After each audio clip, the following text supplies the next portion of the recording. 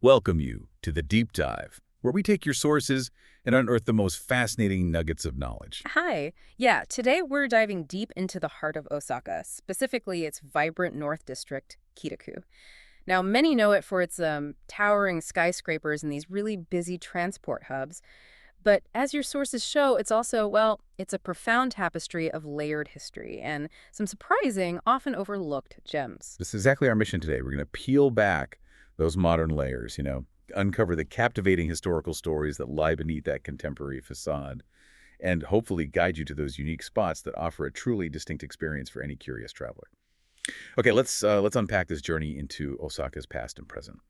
Let's begin with Umeda. It's this huge economic and transport hub. It really seems like it's all future and glass, but what hidden history? I mean, is there anything lying beneath all that glitter? Oh, it's truly astonishing, actually. You have to imagine, maybe just 300 years ago, the very ground beneath today's Grand Front Osaka. It was this desolate, kind of feared place, known as the Umeda Seven Graves. 7 graves. Wow. Yeah. And this wasn't just empty land, it was a silent wilderness, really. A blurred boundary between life and death. It was the final resting place for unclaimed bodies, execution victims, too.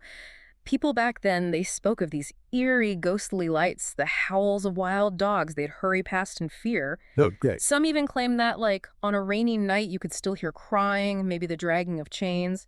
This ominous land was sort of the dark undercurrent to Osaka's growing prosperity back then. So that's a pretty grim, haunting past.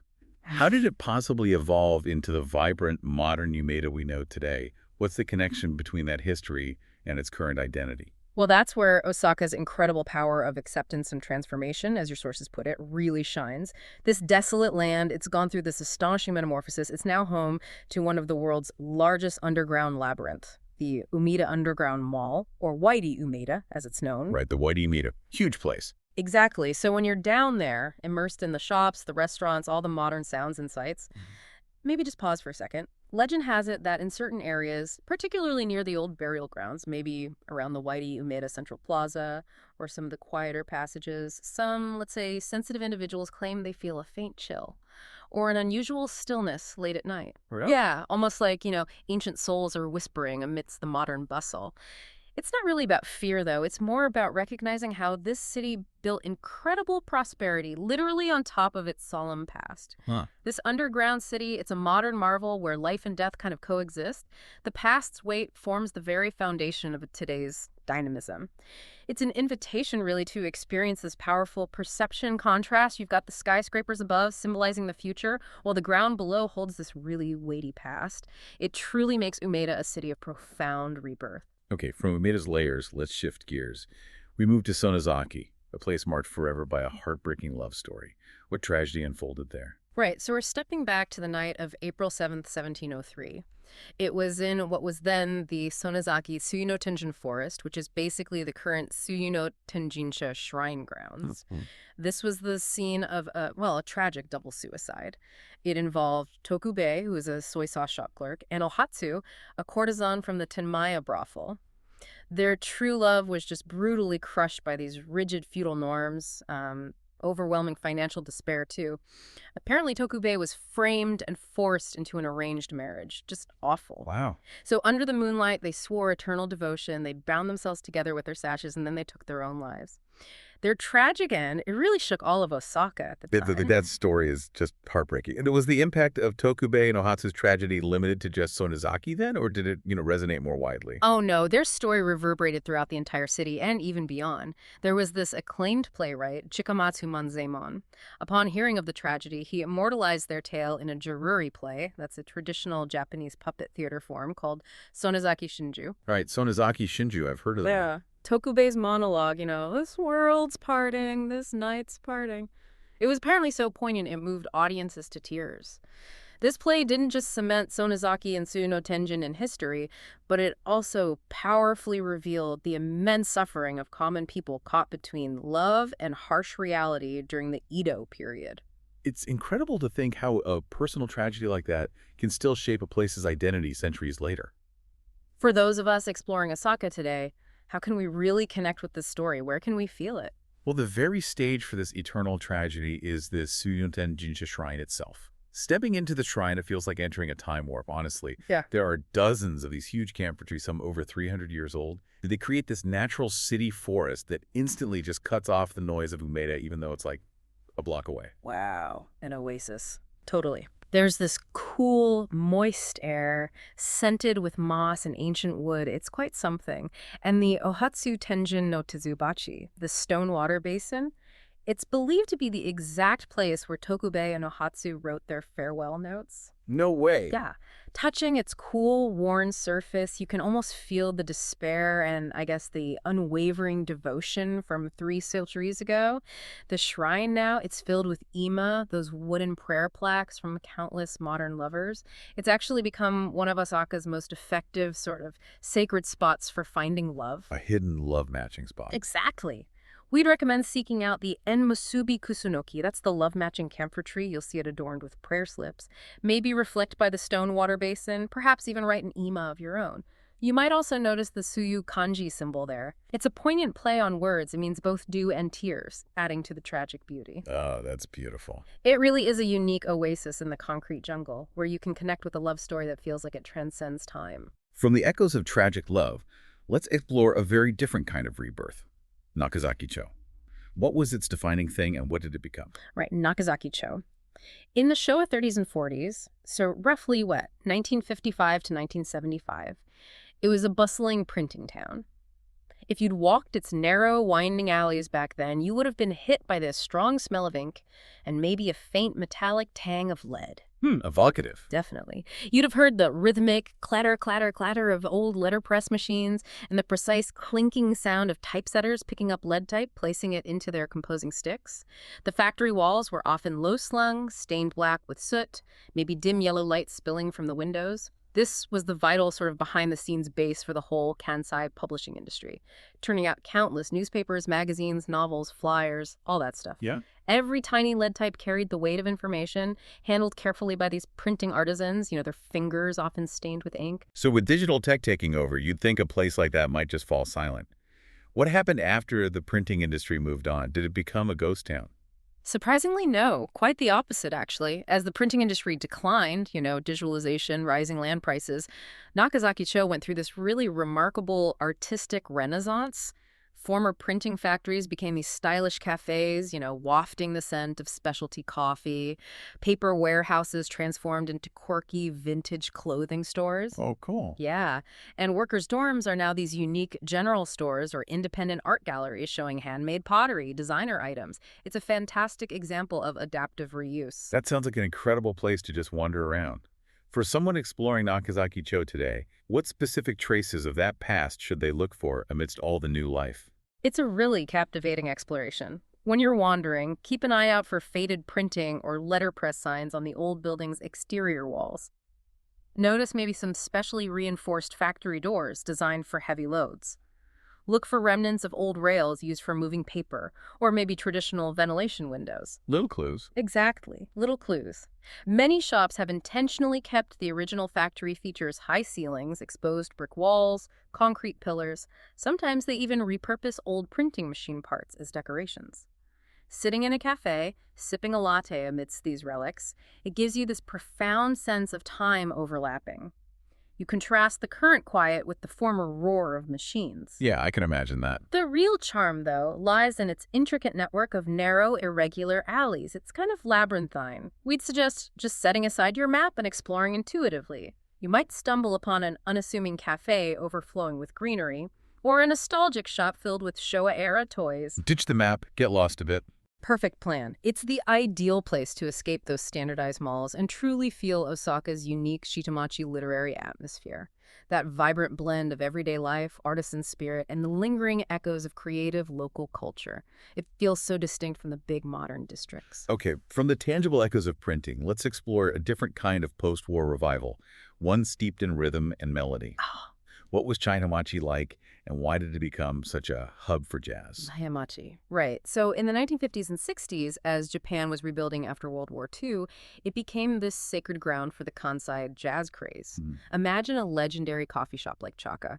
It's closed now, sadly, but its spirit, well, it definitely endures. It was probably a cramped space packed with people, the air thick with the aroma of dark roasted coffee, cigarette smoke, and this excited energy. Old vacuum tube audio systems would play the soulful, maybe lazy trumpet of Miles Davis's Kind of Blue, or the explosive saxophone improvisation of John Coltrane. In the dim light, you'd have these long-haired, fashionably dressed jazz tribe members losing themselves in the music, or getting into passionate debates about existentialism, avant-garde art, social reform. Wow, more than just music then. Oh, absolutely. It wasn't just a coffee shop. It was an underground cultural salon.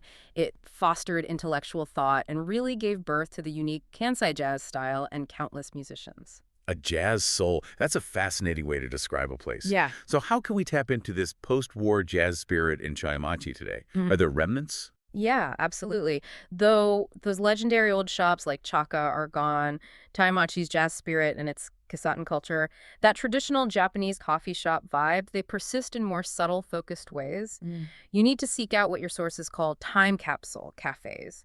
Like maybe Cafe Absinthe is a good example. Pushing open a heavy wooden door, it feels like stepping back in time.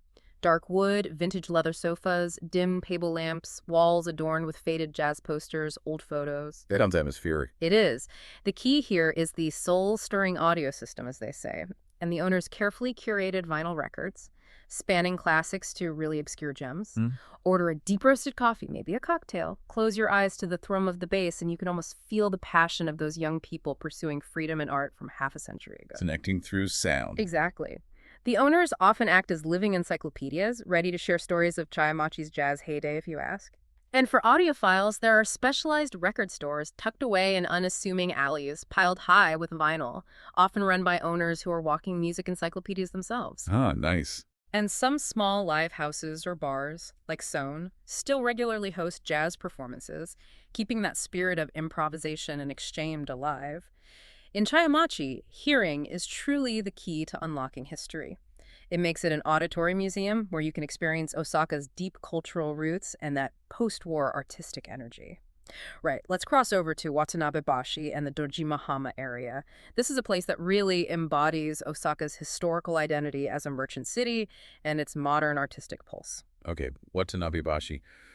This area sounds like it's been important for a really long time. Can you paint a picture for us? What was it like back in the Edo period? Absolutely. So in the Edo period, that's roughly 17th to 19th centuries, Dojima-hama, where the Dojima and Tosabori rivers meet, it was incredibly vibrant. The river surface was just dense with sailing ships. Wow. This was the largest rice market in western Japan. It was truly the logistical lifeline of Osaka, which was famously known as the nation's kitchen. The nation's kitchen, right? Yeah. The riverbanks were lined with these huge Kurashiki warehouse residences belonging to the feudal domains, and rice merchants fiercely bid at the Komkai-sho, the rice exchanges along the riverbanks. You had laborers called nakashi, these specialized porters known for their strength and efficiency, shouting as they unloaded sacks of white rice from Higaki Kaizen ships. Those were a unique type of Edo-era cargo vessel designed for fast river transport. Sounds like organized chaos. Pretty much. The air was thick with the smells of rice bran, river water, and, well, human sweat. At night, the lights from the boats and the shore would shimmer on the water. It presented this unique scene of the water city's commercial vitality and bustle. And Watanabe-bashi, the bridge, it stood as the silent witness and the central hub of all this prosperity. It's amazing to imagine that bustling scene.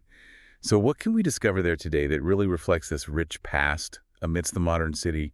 What's the hidden gem? Well, today, even surrounded by high-rises, the element of water still feels like the soul of the area.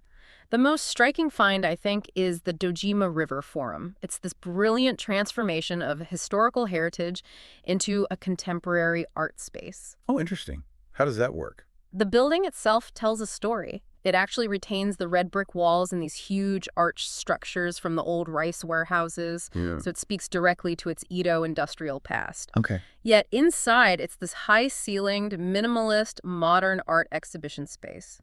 The contrast between old and new, that raw industrialism and refined contemporary art, it's striking but also harmonious.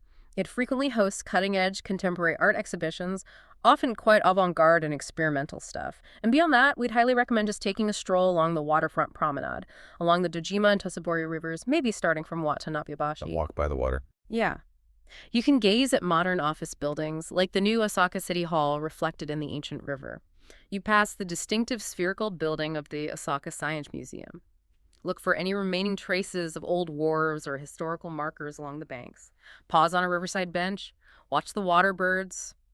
Try to imagine that Edo-era scene, countless boats plying the waters. Connecting past and present visually. Exactly. And in the evening, as the city lights come on, the reflections of Nakanoshima and the riverside buildings on the calm water offer this fantastic photographic viewpoint, often undisturbed by crowds, kind of a hidden spot. It's a perfect waterside art gallery, really, to escape the noise and experience that seamless blend of Osaka's enduring Edo merchant spirit and its vibrant modern art pulse. We definitely can't talk about Kitaku's many layers without diving into Ujimachi. It sounds like it also has quite the transformative story covering a really wide range of functions over time. Oh, absolutely. The area around Shimachi was historically significant. You've got the Osaka Tenmangu Shrine, founded way back in 903, serving as a protector deity during the construction of Naniwa Palace. Then, during the Edo period, it flourished as a temple town, eventually evolving into the Tenjinbashi Suji shopping street. Which is now famous as Japan's longest shopping street. That's the one. What's particularly fascinating here is the site of Yugimachi Park itself. This huge green space was once the Grand Kriyashiki, the warehouse residence of the Bison domain. The Naniwa Heike, that renowned collection of famous Osaka scenes, even depicts this area. It shows the impressive warehouse residence beyond cherry trees and the clear stream of Tenma Horikawa. So, a significant estate. Very. But then this historical context shifted dramatically in the Meiji era. It became the Horikawa prison in 1882. A prison. Wow, quite a change. Right. Before finally being redeveloped into Ukimachi Park in 1923 after the prison was moved due to the rapid urbanization happening all around it. So the park itself has seen many lives. Samurai estates, a prison, now a public green space. I heard there's a surprisingly playful monument there that hints at another chapter. Indeed. It's quite quirky. Within Rigimachi Park, you'll find a monument that is the actual diving board from the old Osaka pool, which opened back in 1950. The actual diving board. The actual diving board. This pool was a major venue. It hosted international swimming championships, even pro wrestling featuring the legendary Rikidozan, and concerts by greats like Miles Davis. Miles Davis played there. Apparently so. Though the pool later moved to Yahataya Park in Minato Ward, the diving board remains. It's this quirky, enduring symbol of its vibrant past and Igimachi's role as a public gathering space. That's amazing. And Yukimachi isn't just about echoes of old history. It also has a strong creative pulse today, doesn't it? How did that develop? Yeah, it does. This area saw a significant shift from the 1970s onwards, becoming a real hub for creative industries. Because major newspaper and broadcasting companies were concentrated nearby in Kitaku, firms specializing in software, IT, video, advertising, design, they naturally clustered here. Plus, the proximity to the printing companies and typesetting services we talked about in Nakazaki-cho made business operations incredibly smooth. It all connected. Ah, makes sense. Even after the Ijimachi Museum Square, which was a big cultural hub for youth, closed in 2003, the spirit kind of continued. Today, you have the Ijimachi Museum Cube, located within a new hospital that opened in 2023. It continues to host theater and film, so it ensures that Ujimachi remains this district where artists and creators converge, embodying its enduring potential. Still a creative center. Definitely. You might stumble upon places like the West Japan Bookstore on Tenjinbashi Suji, specializing in design books since 1975, or maybe the Makisoa Lounge in the Ikimachi Museum Cube, where creators still gather and exchange ideas. It's a really dynamic blend of old and new energies. You know, what truly stands out about Osaka's North District when you look at all these places is how it's so much more than just Umeda Station and its shopping centers. It's a living, breathing, historical theater. Every step can lead you over a forgotten legend or maybe into a thriving contemporary scene that's still rooted in that past. It's absolutely incredible, isn't it? How this district continuously reinvents itself while somehow tenaciously holding onto its deep roots. From those whispers of ancient graves beneath a huge modern mall, to the resilient spirit of eternal love echoing in a quiet shrine, and the vibrant creative pulse coming from former printing presses. Kitaku really is a profound testament to the power of urban transformation and adaptation. And if we connect this to the bigger picture, it really highlights Osaka's unique resilience and dynamism, its ability to find new purpose in old spaces, and this remarkable capacity to integrate profound history into a bustling present. Which, I suppose, raises an important question for you, the listener. In the places you know best, what unseen histories might be shaping their identity right now? And how might those places transform and reveal new layers in the future? It makes you think. It really does. So the next time you find yourself in Osaka's North District, maybe take a moment, slow down a bit, open your senses, and listen to the pulse of the land. Let these stories be your map, and you might just uncover a living history museum. A Kitaku far more captivating and full of warmth than any travel guide could possibly describe. Are you ready for your own time-traveling adventure of discovery?